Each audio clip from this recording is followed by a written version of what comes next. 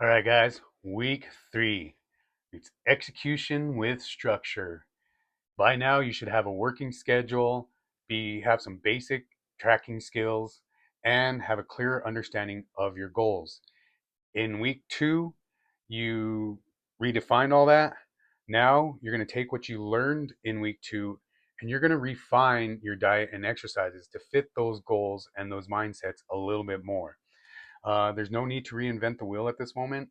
You just need to just refocus, refine, and make sure what you're doing is fitting your goals and moving forward.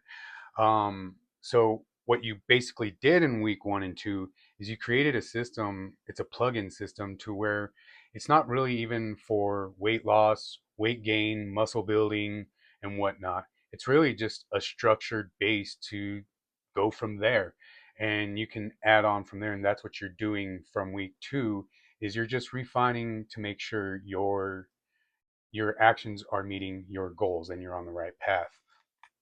There's no need to change anything. You're going to keep your structure, you're going to keep your routines, you're going to keep your tracking habits, your weekly goals and non-negotiables. You're going to set a clearer weekly goal. You're going to define your new non-negotiables, track them daily, and do a weekly review. As always, you do that with whatever it is you're doing, you're going to keep in the right direction. I know it sounds like a lot, but it really isn't. When you've gone through week 1 and 2, it should just start kind of falling into place. And the more the more consistent you are with it, the more it just kind of becomes like a second nature. That's why we build this structure.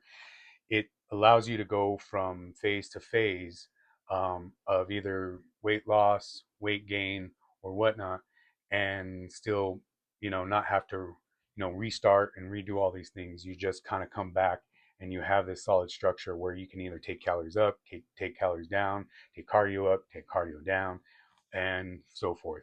Um, so week 3, heading on, moving forward, all you have to do is at the end of each week assess your progress. That's with your progress photos, your weigh-ins, and then you got to identify the difficulties. It's always going to be hard. I'm sorry to break it to you, but it's always going to be difficult. The good thing about that is if we look at what we're not good at every week and we work to make them better, then we become unstoppable. um, that's when we adjust our plan, and basically those difficulties that we had the previous week, and it may not be something that we always have problems with or that just kind of came up, like sleep wasn't as good, but moving forward the week uh, moving forward into the week, you can prioritize sleep or whatever was difficult. If it was eating, if it was getting to the gym, cardio, whatever it may be, that'll become your priority. So the end of each week, moving forward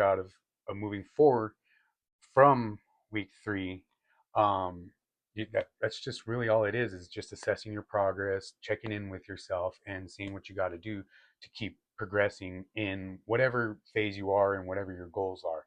And whenever you get there, you go right back through it again. You can go back right through. You don't have to come back strictly to this, but a week 1 of yours, like you remember, you know, just kind of funnel right back through building the structure, reiterating the structure, and I'm guarantee you can do so much with just building this, guys.